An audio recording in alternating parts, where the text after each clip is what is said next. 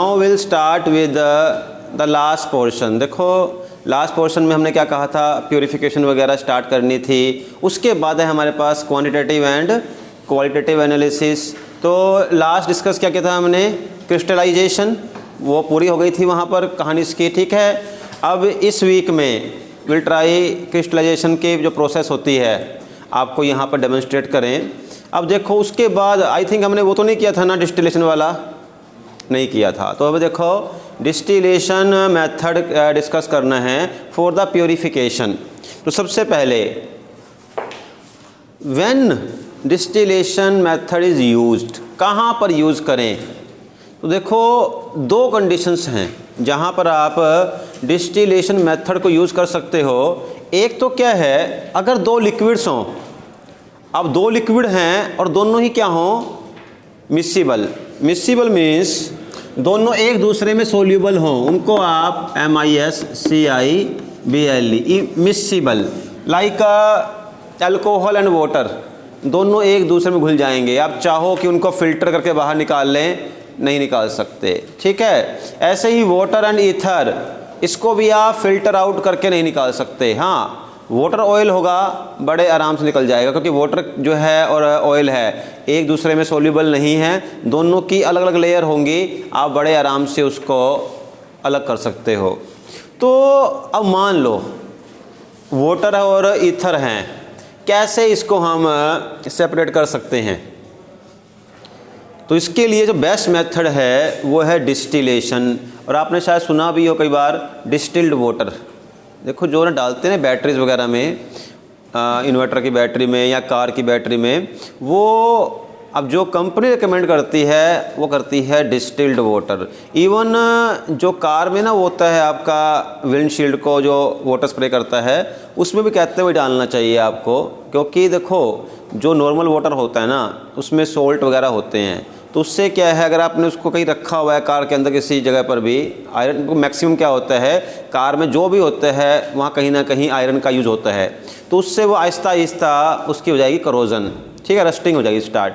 तो अगर आप लेते हो डिस्टिल्ड वाटर, तो डिस्टिल्ड वाटर में ना कोई सोल्ट वगैरह नहीं होगा, जो प्रोसेस है रस्टिंग की बहुत स्लो हो जाएगी, तो मतलब उस पार्ट की लाइफ बढ़ जाती है। ऑल्दो वैसे यूज करते लोग नहीं हैं, ठीक है।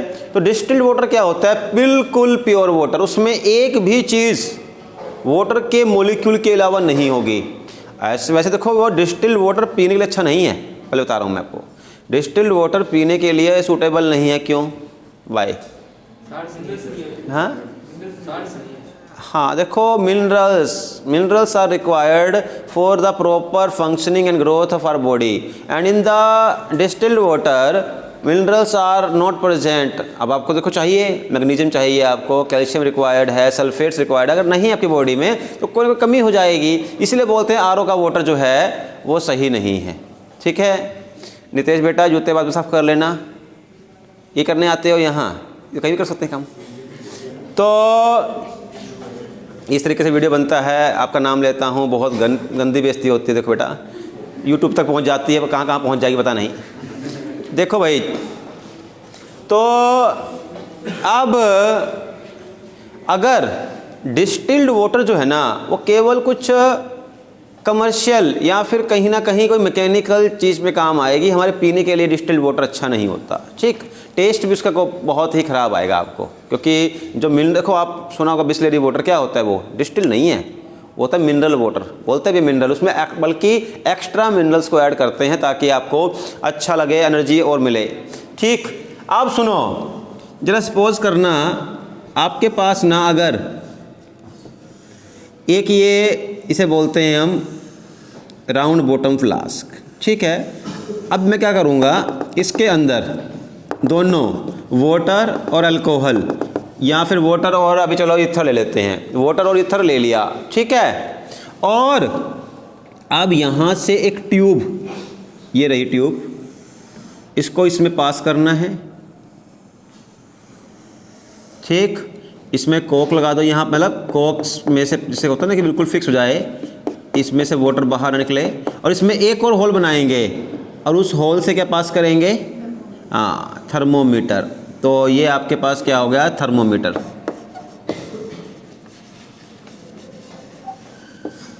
And now I will try कि ना ये देखो वैसे अपरेटस जो है बन नहीं पाता है स्कूल में क्योंकि काफ़ी ज़्यादा इसमें असेंबलिंग होती है, बट अब इसके ना मॉडल आ गए हैं, मीन्स लाइव जिसकी बिल्कुल बने बनाए पूरा एक असेंबल वे में। विल ट्राई कि नेक्स्ट ईयर हम ये परचेज़ करके स्कूल में रख लें ताकि आपको नेक्स्ट ईयर दिखा सके इसको, ठीक है।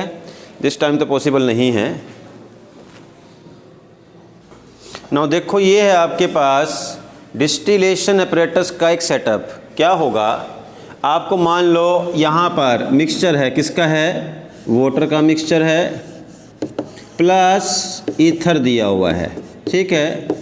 And we know the boiling point of water is 100 degree Celsius, 100 degree Celsius, and the boiling point of ether is about 68 degree Celsius. What is the difference between the temperature, boiling point 32 degree Celsius का difference है। अब क्या करेंगे, यहाँ नीचे आप burner लगा दो, ठीक है, लैंप लगाओ, बर्नर लगाओ और इसको आप हीट करना स्टार्ट करो। और ये जो टेम्परेचर, ये जो आपका थर्मामीटर है, यहाँ आप लगातार ऑब्जर्व करोगे, जैसे जैसे हीट बढ़ेगी मरकरी का लेवल जो है वो रेज होगा। एंड ध्यान रखना है कितना टेम्परेचर, देखो अब वाटर का जो बॉइलिंग पॉइंट है वो 100 है और जो ईथर है ये 68 है। आप क्या करोगे, कुछ इस तरीके से अरेंजमेंट रखोगे, बाद में इसको मतलब इसकी जो ये फ्लेम है उसे कम करो, जैसे मर्जी करो। इसका टेम्परेचर अबाउट 85 डिग्री सेल्सियस के आसपास आप मेंटेन कर दोगे, 85-90 के बीच में फ्लक्चुएट होना चाहिए, इससे ऊपर नहीं बढ़ना चाहिए और इससे कम भी रहना चाहिए, 85-90 के बीच में करता रहे फ्लक्चुएट। तो उस कंडीशन में देखो क्या होने वाला है, अब किसका बॉइलिंग पॉइंट अचीव हो चुका है, ईथर का, ईथर का बॉइलिंग पॉइंट अचीव हो चुका है। तो क्या होगा, इस मिक्सचर में से जो ईथर के मॉलिक्यूल्स हैं वो क्या हो जाएंगे, हाँ उनकी हो जाएगी evaporation, they will change into the vapours. और वो देखो वेपर्स का मतलब गैस होती है और गैस हमेशा क्या है, ऊपर उठेगी और जहाँ पर गर्मी होगी वहाँ से जहाँ पर कूलनेस होगी उधर जाएगी। तो इधर से ये देखो अब वाटर के वेपर बनेंगे ही नहीं, पहली बात तो बनेंगे नहीं, ठीक है, थोड़े बनेंगे क्योंकि देखो वैसे तो वाटर जो है अबव 0 डिग्री सेल्सियस कन्वर्ट होता है वेपर में, लेकिन जो बनेंगे ना उनकी एनर्जी बहुत ही कम होगी, कुछ तो बहुत कम नंबर में होंगे, दूसरा एनर्जी भी बहुत कम होगी। अगर बाय चांस थोड़े बहुत वाटर के मॉलिक्यूल बन भी गए तो यहाँ पहुँचेंगे, यहाँ मैक्सिमम यहाँ तक पहुँचेंगे, दोबारा से कंडेंस होकर के नीचे आ जाएंगे क्योंकि उनके पास एनर्जी नहीं है। बड़ी मुश्किल से तो उन्होंने बनाए थे अपने मॉलिक्यूल्स के वाटर स्टीम, ठीक है। अब क्या होगा, ईथर का बॉइलिंग पॉइंट था 68 और कितना बॉइलिंग पॉइंट आपने कितना रखा है, टेम्परेचर 85, यानी कि पहले देखो क्या होगा, 68 डिग्री सेल्सियस आते ही ईथर के जो मॉलिक्यूल्स हैं वो कन्वर्ट हो जाएंगे वेपर में और ऊपर से आप टेम्परेचर दिए जा रहे हो, बढ़ाए जा रहे हो, बढ़ाए जा रहे हो, 85 तक ले गए, ईथर के मॉलिक्यूल के पास और ज़्यादा एनर्जी आ गई। देखो पहले कन्वर्ट हुआ वेपर में और वेपर में कन्वर्ट होने के बाद आप टेम्परेचर बढ़ाते गए और ज़्यादा एनर्जी मिली, इतनी हाई एनर्जी कि अब ईथर के मॉलिक्यूल बड़े आराम से इस ट्यूब में से पास होंगे और यहाँ पर भी वो वेपर की फेज में ही होंगे क्योंकि आपने टेम्परेचर बहुत हाई लिया हुआ था, more than it's boiling point about 20 degree extra लिया हुआ था। तो वो 20 डिग्री का काम करेगा, इसको काइनेटिक एनर्जी प्रोवाइड करवाने में काम करेगा ताकि जो ईथर के मॉलिक्यूल्स हैं बड़े आराम से ट्यूब को पार कर जाएं। अब क्या होगा, यहाँ पर हम लगाएंगे, इसे बोलते क्या है भाई, कंडेंसर, ठीक है। ये कंडेंसर क्या करेगा, but is the meaning of condense, जो कंडेंस कर दे किसको, हाँ वेपर को या स्टीम को। तो जो यहाँ पे देखो क्या होता है एक्चुअल में, ये ना एक आपको लगेगा मतलब इधर से ना ये पाइप्स हैं एक्चुअल में, इधर से ठंडा पानी आएगा तो पूरा ठंडा पानी बहता रहेगा बहता रहेगा बहता रहेगा, यहाँ पहुँचा इधर से इधर, और फिर जब स्टीम यहाँ से पास होगी तो वो जो कोल्ड वाटर है क्या बन जाएगा, हॉट वाटर, तो वो आप इधर से बाहर निकालते जाओगे, चलता रहेगा, इधर से कोल्ड वाटर डालते रहो, इधर से हॉट वाटर स्टीम की वजह से बाहर निकलता रहेगा। इससे क्या होगा, वो कोल्ड वाटर क्या करेगा, स्टीम को कन्वर्ट कर देगा किसमें, लिक्विड में, यहाँ ईथर है तो वाटर नहीं बोलेंगे हम। तो जो वेपर्स थे वो कन्वर्ट हो जाएंगे लिक्विड में और बड़े आराम से यहाँ इकट्ठे हो जाएंगे, क्योंकि अगर हम यहाँ पे वेपर ही लेंगे बड़ा मुश्किल होगा स्टोर करना। तो आपने ईथर को यहाँ स्टोर कर लिया और आप कभी भी टेम्परेचर को 90 से ऊपर लेके जाओगे नहीं, तो क्या वाटर के वेपर यहाँ पहुँच पाएंगे?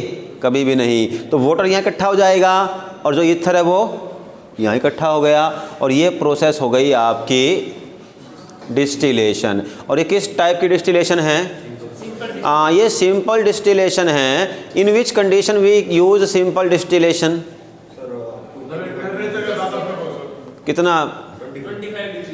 कि जब आपके टेम्परेचर में डिफरेंस 25 डिग्री सेल्सियस से ज़्यादा हो तो आप सिंपल डिस्टिलेशन का यूज़ कर लेते हैं, जैसे अभी किया हमने, ठीक है। लेकिन अगर टेम्परेचर का डिफरेंस 25 डिग्री से कम हो, जैसे कि अल्कोहल एंड वाटर, ठीक है, तो इसी को ही चेंज करेंगे, ज़्यादा टाइम लगाएंगे नहीं। तो मैं यहाँ पर लिख देता हूँ अल्कोहल, ठीक है, ये अल्कोहल है। अब वाटर और अल्कोहल के मॉलिक्यूल्स आ गए। And what is the boiling point of alcohol? 78 degree Celsius, ठीक है, 78 डिग्री सेल्सियस। अब देखो, अब जो टेम्परेचर का डिफरेंस है वो 25 से कम हो गया है, ऑल्दो मिनिमम 15 रिक्वायर्ड है। 15 से भी कम हुआ तो ये काम नहीं करेगा। और यही, अब सुन लो, मैं आगे चलूँ बाद में, यही प्रिंसिपल है डिस्टिलेशन का। Distillation process works on the principle of difference in boiling point and sufficient difference. ऐसा नहीं कि 5 डिग्री सेल्सियस, नहीं, एक अच्छा खासा डिफरेंस होना चाहिए। वाई? इतना ज़्यादा डिफरेंस क्यों होना चाहिए? कम डिफरेंस में क्यों काम नहीं करेगा?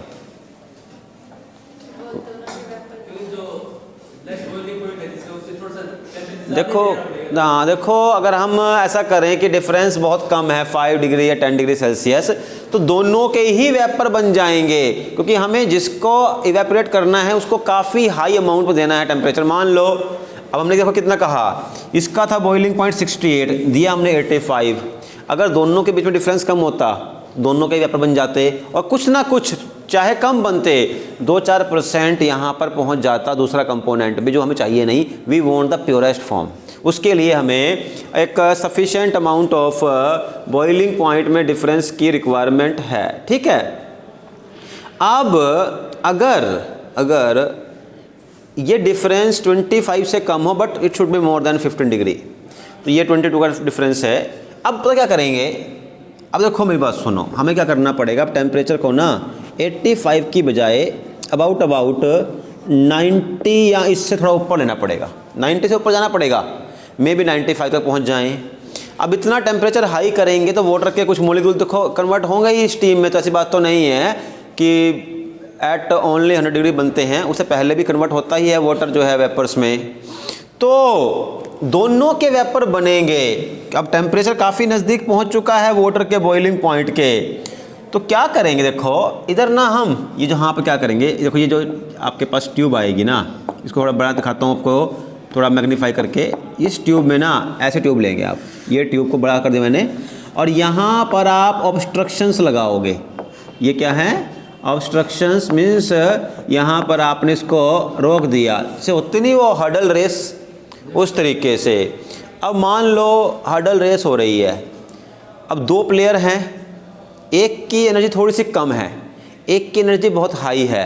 तो हर्डल रेस में क्या होगा? नॉर्मल अगर रेस लगाएंगे ना, तो क्या है, इसको सपोज करना कि नॉर्मल रेस है विदाउट हर्डल, कम एनर्जी वाले के पास भी इतनी एनर्जी है कि वो आराम से रेस को पार कर जाए और स्पीड उतनी रहेगी उसकी। लेकिन अब देखो एनर्जी ज़्यादा होने से स्पीड तो बढ़ेगी नहीं, स्पीड तो देखो लिमिट है ना, आप ह्यूमन बीइंग हैं, ये तो है नहीं है कि आपकी एनर्जी बढ़ती चली जाएगी तो आपकी स्पीड बढ़ती चली जाएगी, पता लगे जी आपकी लाइट की स्पीड बन जाए, ऐसा पॉसिबल नहीं है। जो बहुत वीक है कुछ तो दौड़ वो भी लेगा, जो बहुत स्ट्रॉन्ग है अच्छा दौड़ेगा, बट एक लिमिट तो आएगी दौड़ने की। अब उस एनर्जी में दोनों के पास, जितनी एनर्जी कम वाले के पास है वो सफिशेंट है कि वो उसके बराबर बन जाए, तो बड़ी मुश्किल हो गई। लेकिन अगर बीच में लगा दें हर्डल, तो क्या है, हर्डल से क्या है, एनर्जी कंज्यूम होगी। अब जिसकी एनर्जी कम थी वो कहीं ना कहीं रास्ते में रुक जाएगा 1 हर्डल 2 3 4 करने के बाद। लेकिन जिसकी एनर्जी हाई थी, पहले ही हाई थी, यूज़ हो भी गई, तब भी वो हर्डल्स को पार करके अपना जो डेस्टिनेशन है वहाँ पहुँच जाएगा। यही काम यहाँ करना है कि आपने अच्छी खासी एनर्जी प्रोवाइड करवा दी। 90 डिग्री सेल्सियस का मतलब अच्छी एनर्जी मिल गई किसको? वाटर को। अगर आप यहाँ सिंपल रखोगे ट्यूब को तो इस 90 या 95 पर कुछ ना कुछ, सारे तो नहीं, कुछ ना कुछ वाटर के मॉलिक्यूल जरूर यहाँ पहुँच जाएंगे along with the alcohol particles.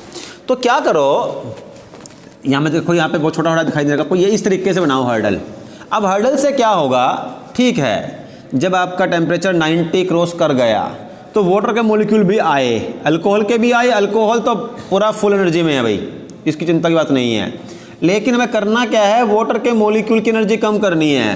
तो क्या होगा, वाटर मॉलिक्यूल आया, यहाँ टकरा सकता है, वो टकराएगा, क्या होगा, एनर्जी कम हो जाएगी नीचे। अभी बाय चांस कुछ एक पहुँच गए यहाँ तक तो यहाँ टकराएगा, यहाँ से बच के यहाँ टकराएगा, और लास्ट में करते करते कहीं ना कहीं इधर टकरा करके बाद में दोबारा से वाटर के फॉर्म में वो नीचे आ जाएगा।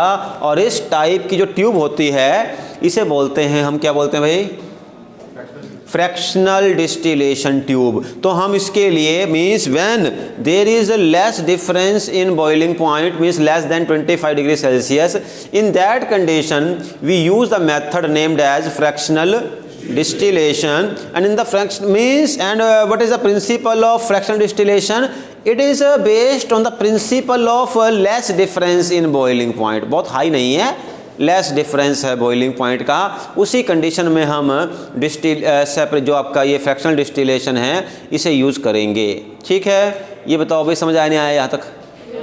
चलो, अब एक और गड़बड़ है। मान लो जैसे ना, मैं एग्जांपल देता हूँ उसमें, जैसे सोप बनाते हैं, आई थिंक 10th क्लास में आपने की होगी प्रोसेस ऑफ स्पोनिफिकेशन। तो करते क्या है, स्पोनिफिकेशन में NaOH ले लेते हैं, ठीक है, और NaOH में क्या डालते हैं, ऑयल, पाम ऑयल, कोई भी ऑयल डाल दो आप, और ऑयल डालने से सोप बनेगा। मीन्स उसको हीट करना पड़ता है आपको, NaOH को और ऑयल को, तो सोप बनेगा। लेकिन ना सोप बनने के बाद एक लिक्विड बच जाता है, लिक्विड लास्ट में बच जाएगा, जैसे वेस्ट बोलते हैं हम, और उस वेस्ट को बोलते क्या हैं, स्पेंट लाए,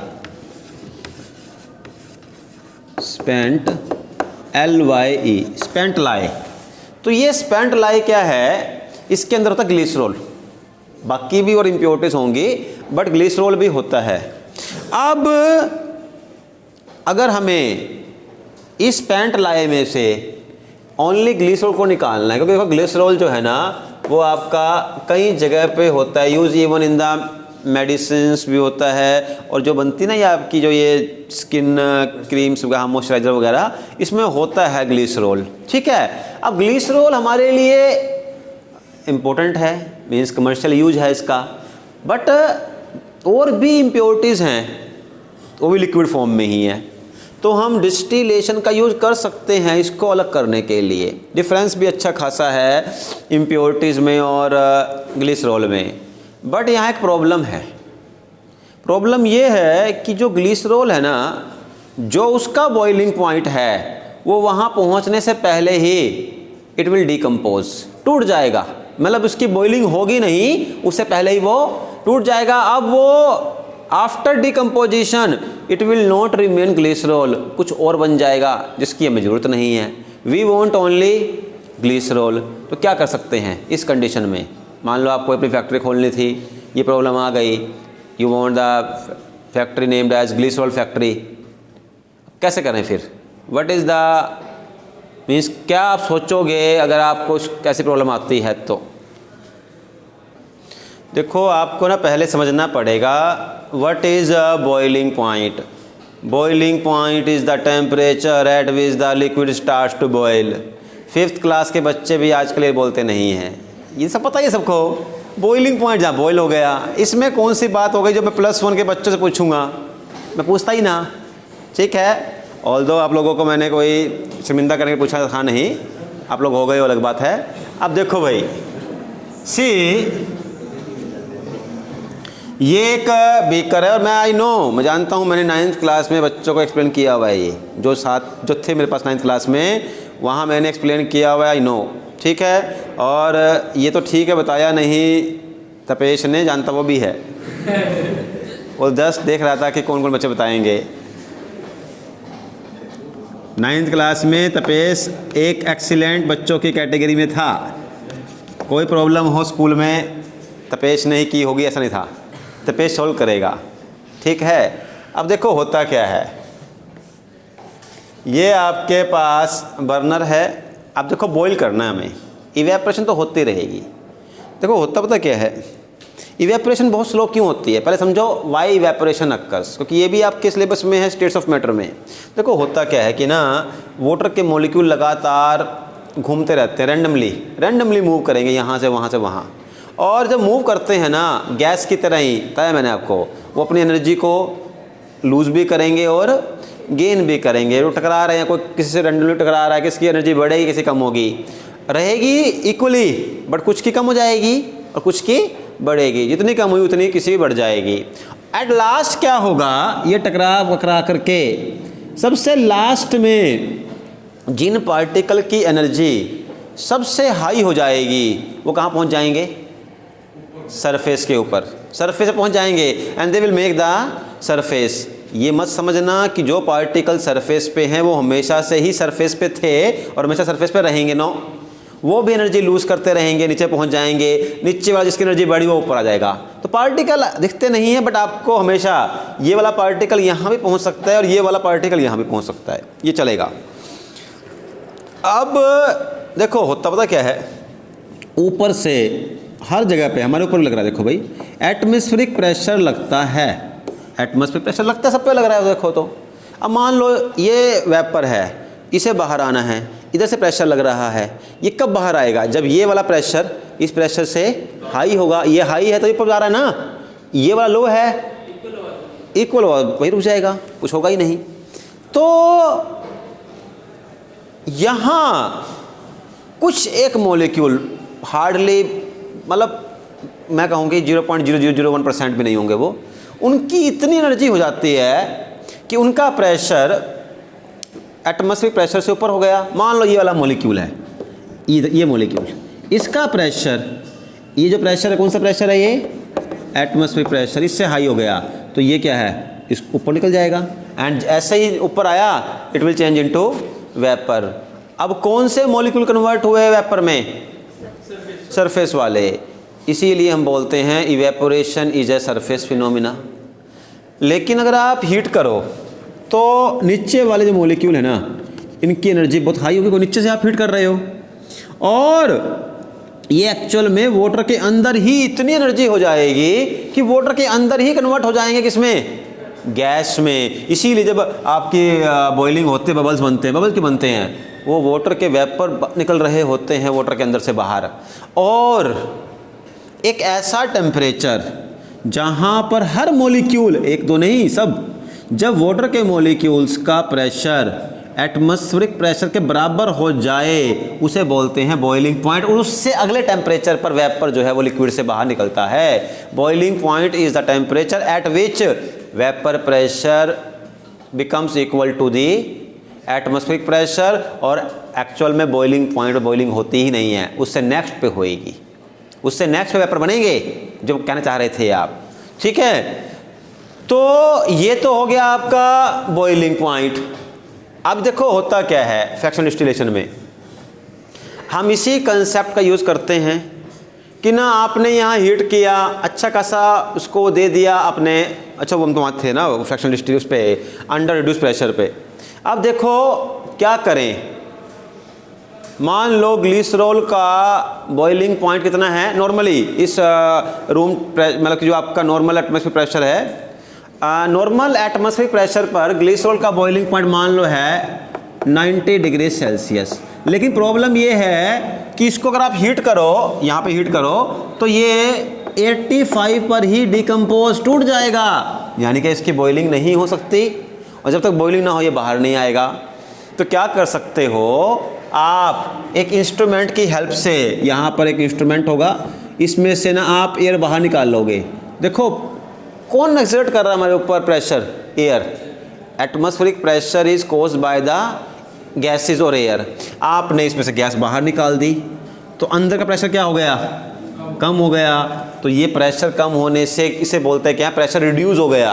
अब बॉइलिंग पॉइंट भी क्या है, कम आ जाएगा। हम इतना प्रेशर कम करेंगे कि बॉइलिंग पॉइंट 85 से नीचे ही रहे ताकि वो डिकम्पोज हो ही ना। तो इस तरीके से हम ये ऐसे सब्सटेंसेस को अलग कर सकते हैं जिनका बॉइलिंग पॉइंट जिनका जो बॉइलिंग पॉइंट जो है उनके डिकम्पोजिशन से हाई होता है, तो हम बॉइलिंग पॉइंट को रिड्यूस कर देते हैं। And this type of distillation is known as distillation under reduced pressure, distillation under reduced pressure. ठीक है, आई थिंक बात समझ आती है भाई यहाँ पर।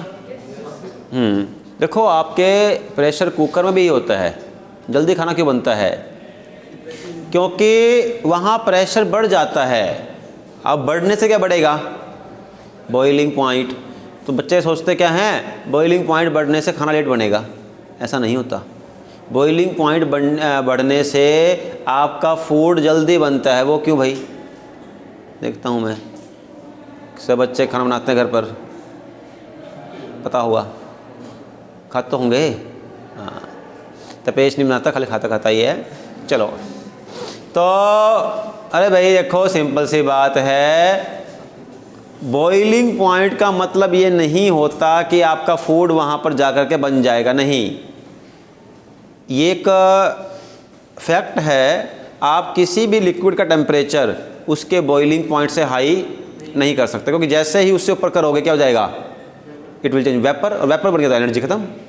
तो क्या होता है, मान लो आपने प्रेशर कुकर में वाटर का बॉइलिंग पॉइंट कर दिया 150, तो आप वाटर का टेम्परेचर क्या हो जाएगा 150। जो आपके पोटैटोज़ हैं या जो आपकी दाल है कुछ भी है, कितना टेम्परेचर मिल रहा है उसको 150, जल्दी बनेगी एज़ कम्पेयर टू जहाँ पर टेम्परेचर 100 है।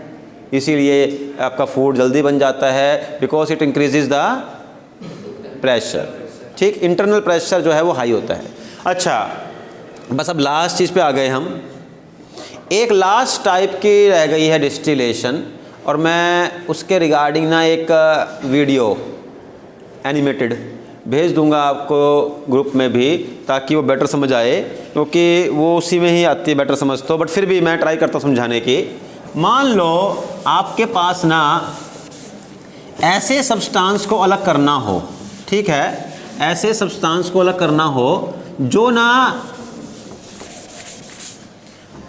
वाटर में मिक्सिबल ना हो, वाटर में मिक्सिबल ना हो, लेकिन वो स्टीम जो वेपर है ना, ये स्टीम है, उसके साथ सोल्यूबल हो, it is soluble with steam. जैसे बताता हूँ मैं एग्जाम्पल आपको, जैसे कि ना पाइन ऑयल, पाइन एक जैसे आपको होता है ना मस्टर्ड, ऐसे ही ग्रास होता है पाइन, उससे भी ऑयल निकलता है, पाइन ऑयल। अब क्या करते हैं, पाइन ऑयल जो है ना उसको आप सिंपल तरीके से डिस्टिल्ड आउट नहीं कर सकते, क्योंकि वो क्या है, जो आपके पास वाटर सोल्यूबल ही नहीं है।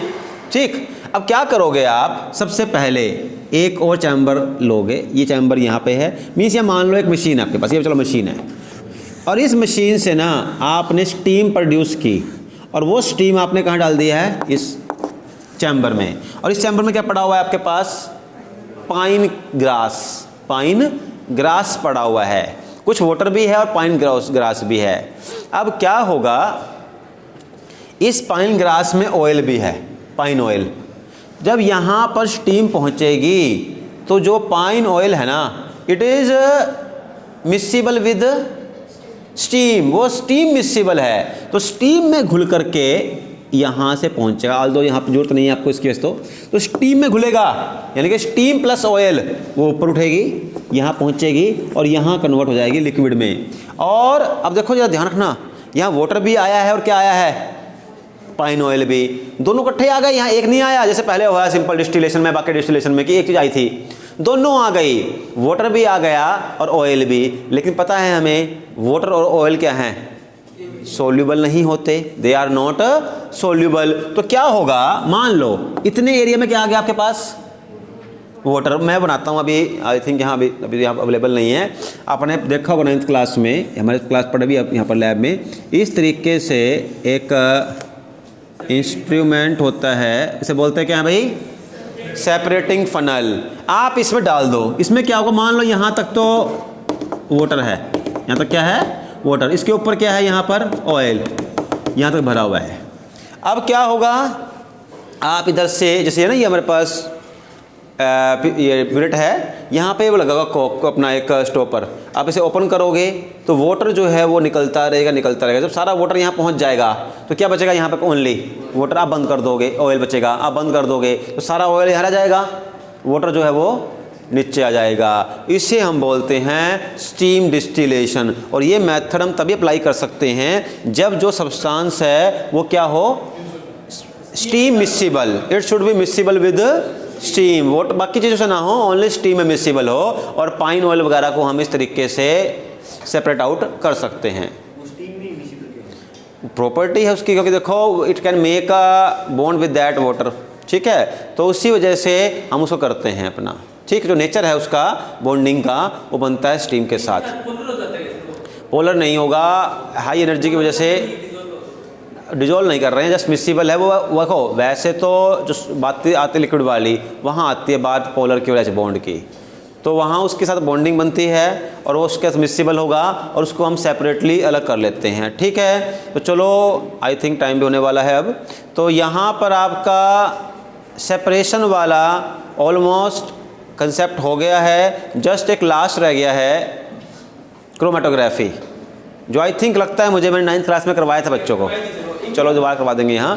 तो क्रोमेटोग्राफी एक लास्ट टॉपिक रह गया है 5 मिनट्स का। उसके बाद कल हम क्वांटिटेटिव और क्वालिटेटिव एनालिसिस वो स्टार्ट कर देंगे। ओके, चलो थैंक यू।